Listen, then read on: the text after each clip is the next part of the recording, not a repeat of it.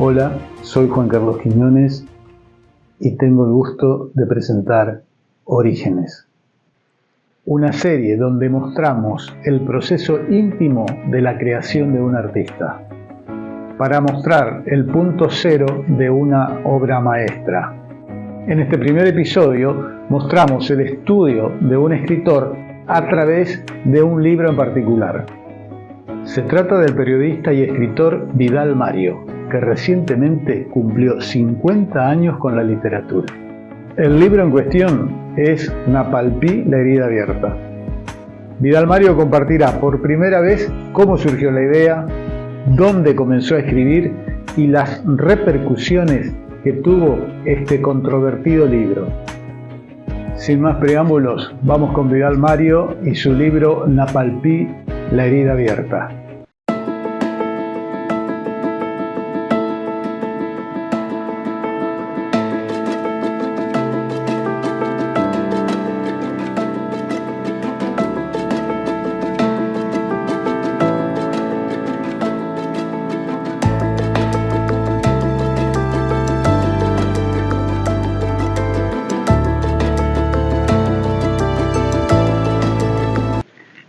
En esta oportunidad, en un programa especial que tenemos para Antares Multimedios, estamos contando con el privilegio de charlar amenamente con Vidal Mario, un probo escritor aquí de la provincia del Chaco, y particularmente en este caso vamos a tratar cómo surgió la idea de escribir el libro Napalpí, la herida abierta, que fue uno de los ejemplares o uno de los temas que ha conmovido a la opinión pública del Chaco primero y también del país. ¿Qué tal, Vidal? ¿Cómo te va? ¿Cómo estás? Muy bien, muy agradecido por esta gentileza que están demostrando para conmigo y para con mi humilde trayectoria, ¿no?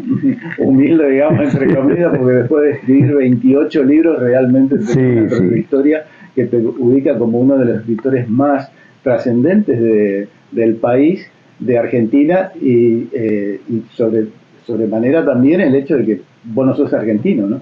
Así es, nacido en Itá, pero radicado aquí en Resistencia desde los 12 años, ¿no? A los 12 años me trajeron, ¿no? Acá a Resistencia, y bueno, desde entonces estoy aquí. Claro. Particularmente queremos tocar en esta oportunidad este libro, Napalpí, la herida abierta. ¿Cómo surgió la idea de abocarte a escribir este libro, Vidal? Bueno, este libro es uno de esos que han salido por casualidad, ¿no? Y bueno, que tiene una historia detrás. Tendría que remontarme a junio de 1994, cuando recibo una llamada del entonces diputado nacional, Claudio Ramiro Mendoza, a tomar un café, donde antiguamente el bar era el bar La Estrella, a unos 100 metros de la Plaza 25 de Mayo.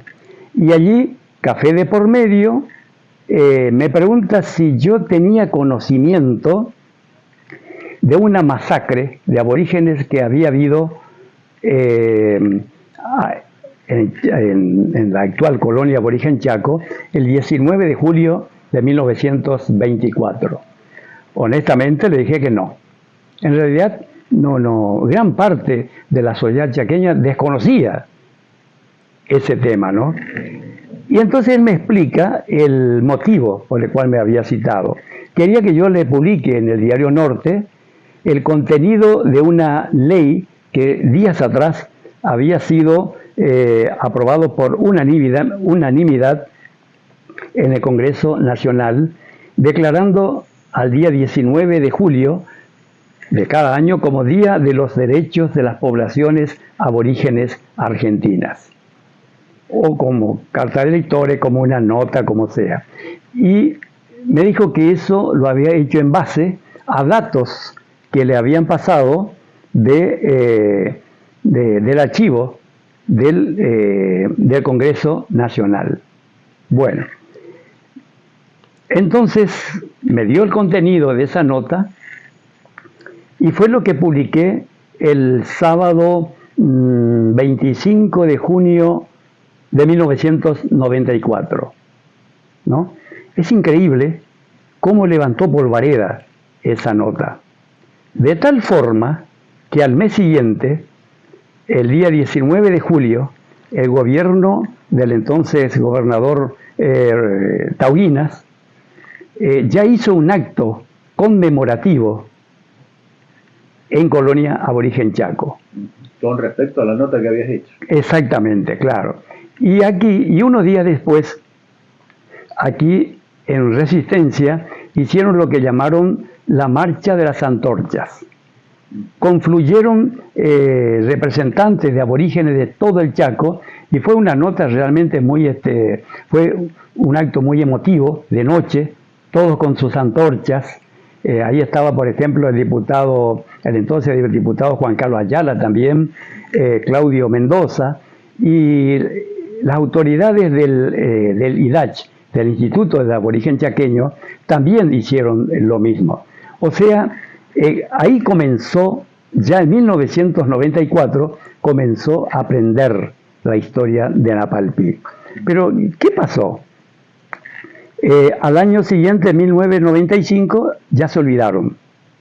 No hubo ni un comentario al respecto. Te voy a cortar un ratito, sí. Vidal, para que la audiencia y los que están escuchando y están viendo el programa y que no son de este lugar tengan una noción de qué estamos hablando cuando hablamos de Napalpí. Si podés hacer una breve reseña de qué fue Napalpí, qué ocurrió en Napalpí para que claro. describiera. Exactamente. Bueno, Napalpí fue una reducción, como se llamaba antes, de aborígenes que estaba ubicado donde hoy es jurisdicción de Machagay. Y fue una idea, en realidad, del presidente Roque Sáenz Peña, que para ello comisionó a un científico, periodista, investigador de fuste, como se decía, notable realmente, Enrique Lynch Arribálzaga, ¿no es cierto?, a organizar. Se trataba de crear un establecimiento modelo que le enseñara al aborigen otra fórmula para progresar en la vida, para decirles que había otros caminos para integrarse a la civilización. Acordate vos que eso todavía estaba el Estado Nacional en plena guerra con el aborigen chaqueño. Esta guerra contra el aborigen chaqueño comenzó en 1870 y recién fue declarada militarmente terminada en 1917 durante la presidencia de Irigoyen. O sea, esta reducción de Napalpí se lo llamaba reducción, hoy se lo llamaría instituto o fundación, y era el término de la época, ¿no? No se trataba, como dijeron algunos, de reducir al indio a una condición de esclavitud y hacerlos serviles, ¿no es cierto?, a los terratenientes, como decían. Esa no era la intención original, ¿no? Y bueno, entonces, lo que ocurrió realmente era un establecimiento modelo. El problema fue cuando vino el que fue considerado tal vez el más corrupto de los gobernadores que hayan pasado por el Chaco, Fernando Centeno. En ese periodo puntual, o sea, durante la gobernación de Centeno, fue que literalmente hablando se pudrió aquello que era tan bueno al principio. Y el aborigen nunca fue el ser pusilánime, como es, con que no, el indio cuando se enojaba, se enojaba. Cuando tenía que rebelarse, se rebelaba, ¿no? De hecho, esta rebelión, la que tan mal terminó el 19 de julio de 1924, era ya la tercera rebelión. La primera fue porque le querían cambiar a su administrador. Y el indio, cuando te quiere. Se rebelaron en defensa para que siga quedando su administrador. La segunda rebelión fue por falta de pago. ¿Por qué? Porque la producción original del lugar era el quebracho, que se exportaba a Europa. No se podía exportar más por culpa de la Primera Guerra Mundial. Entonces había entrado en cesación de pago. El presidente Irigoyen tuvo que enviar una determinada suma de dinero para que pueda seguir sosteniéndose la reducción. Después se normalizó. Cuando pasó la Primera Guerra Mundial, se reanudaron los embarques a Europa. Eso fue ya un capítulo terminado. Hasta que llegó Fernando Centeno, quien ya era conocido como alguien que nunca ganó un peso honradamente, ¿no? Ya con ese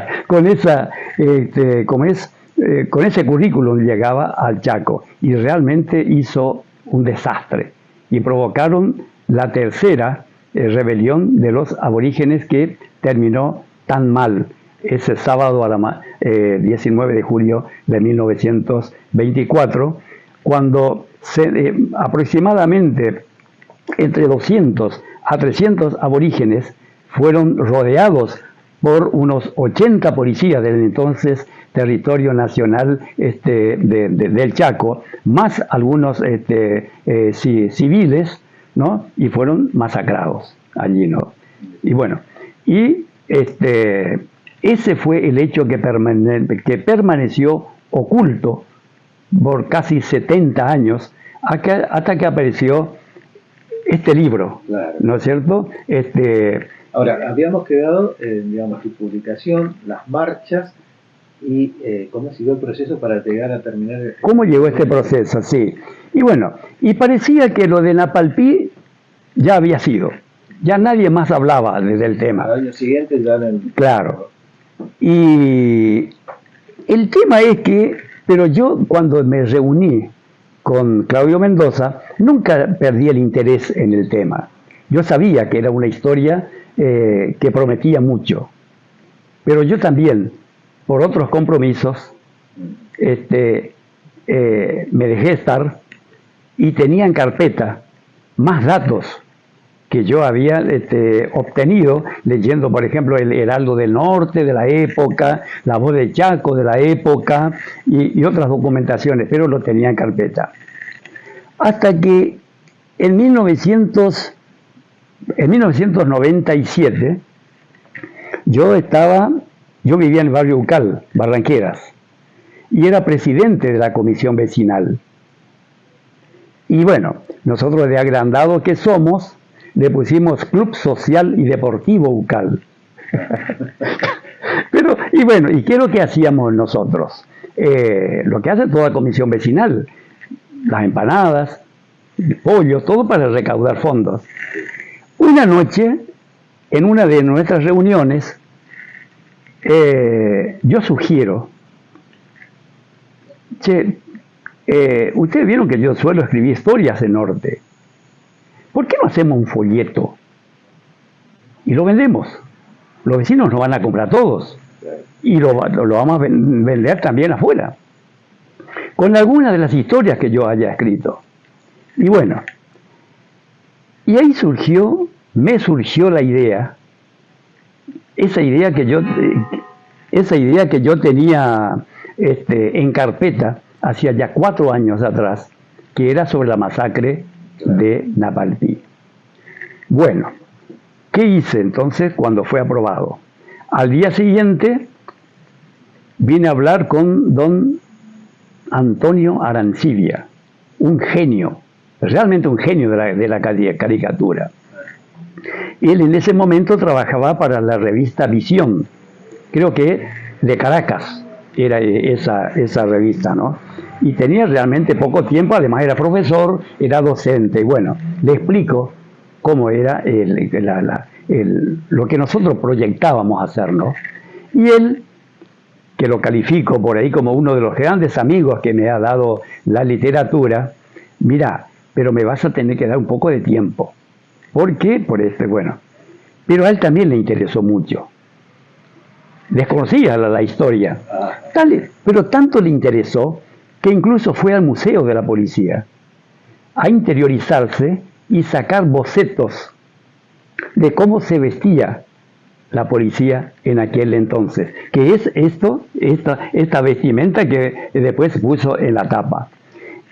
Y en realidad, él hizo un cuadro de 45 centímetros de alto por unos 20 de ancho, que muchos años después yo lo doné al Museo del Hombre Chaqueño, ¿no?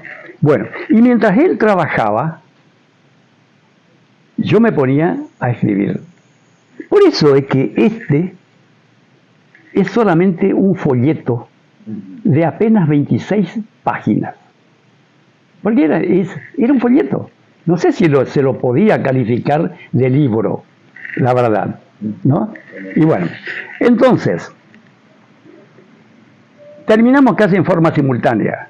Arancibia con su cuadro y yo con el libro. Bueno, llegó el momento en que había que buscar financiación. Para imprimirlo y después la distribución. Para imprimir esto, claro. Entonces, elevamos una nota al entonces presidente de Lotería Chaqueña, contador Ricardo París, ¿no? Y bueno, pedí una audiencia con él, vine, le presenté personalmente cómo es, y entonces a él le interesó el proyecto, le interesó la historia de primero, ¿no?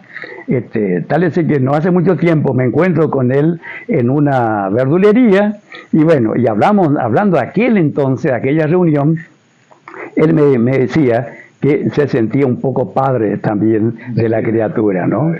Entonces, él me decía, lo que pasa es que Lotería Chaqueño no está para financiar esto. Entonces me dice, nosotros podemos pagar por publicidad, sí. Entonces me sugiere en la contratapa poner una publicación oficiada por Lotería Chaqueña. Entonces nosotros te pagamos le damos el dinero por publicidad, no por impresión de libro. Perfecto. Y nosotros ya habíamos buscado 3 cotizaciones. Imprenta Moro, otra imprenta de Meana y otro de Editorial Región, una editorial que ya ha desaparecido, ¿no? Que era la que cotizó la más baja de las cotizaciones. Así que fue todo un proceso bueno, hasta que llegó un momento en que el libro se hizo. ¿Cuántos ejemplares se hicieron en ese libro? Se hicieron 1000 ejemplares, ¿no? Y bueno, y realmente causó la misma repercusión que había causado aquella nota mía, la del 94. Con la diferencia que esto evidentemente estaba destinado a perdurar, ¿no?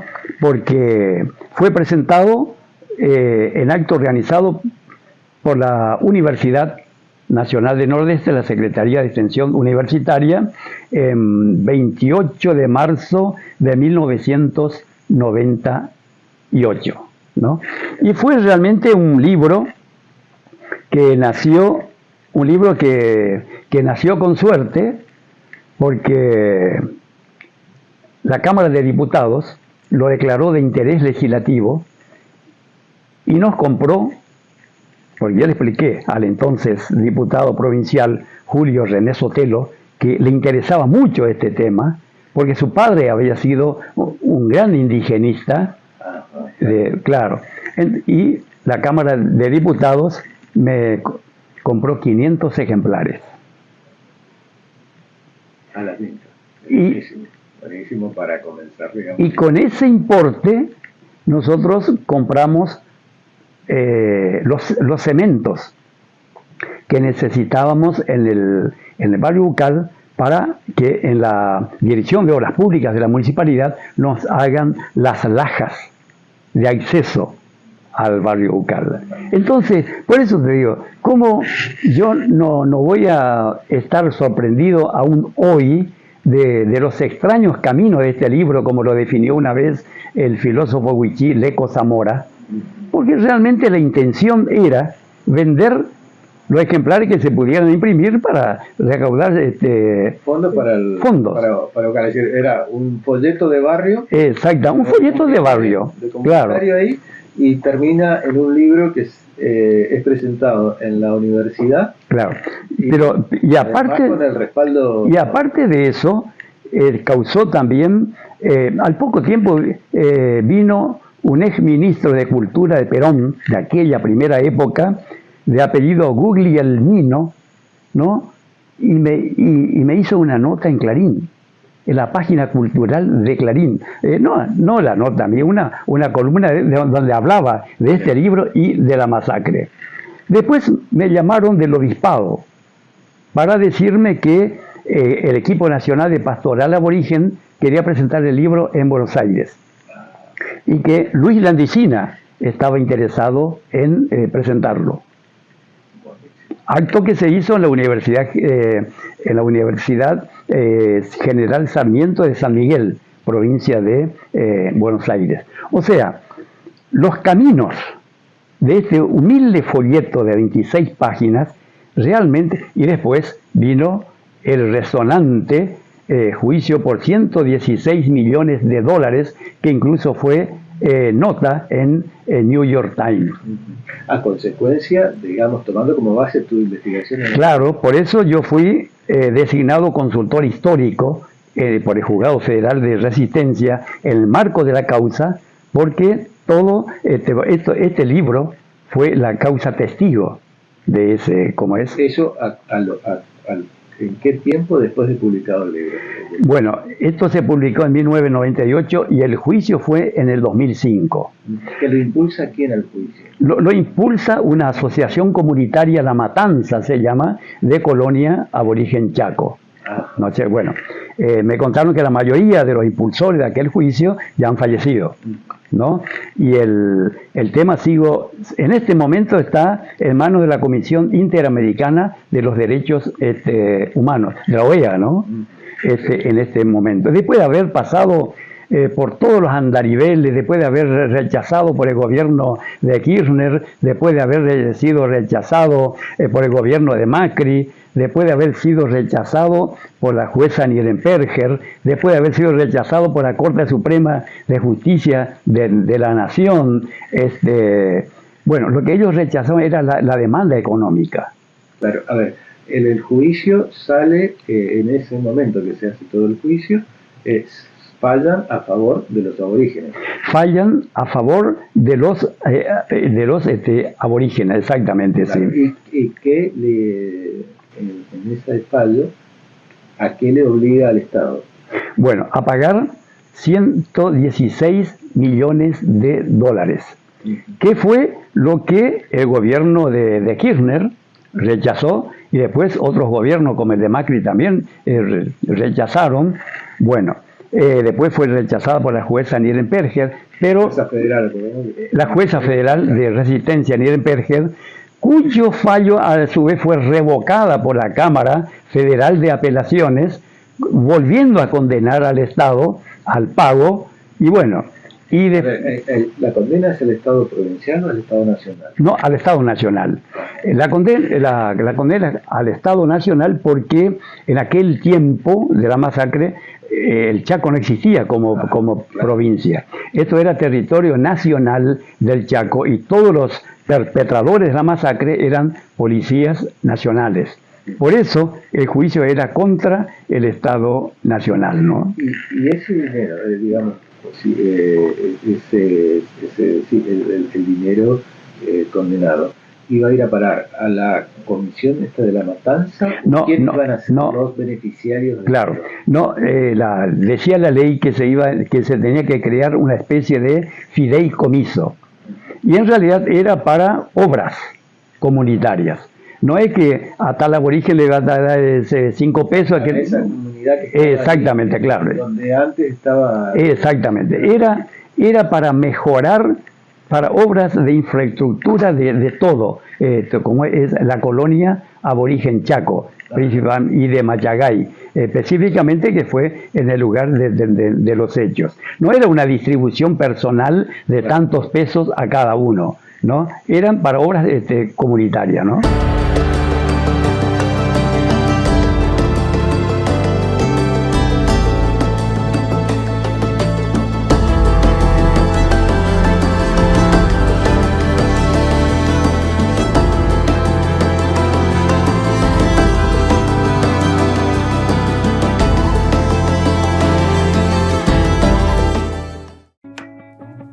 Hasta aquí llegamos con la primera parte del episodio de hoy. Los invito a ver el próximo episodio de Orígenes y conocer más de los entretelones de este controversial libro que llevó a un juicio por 116 millones de dólares.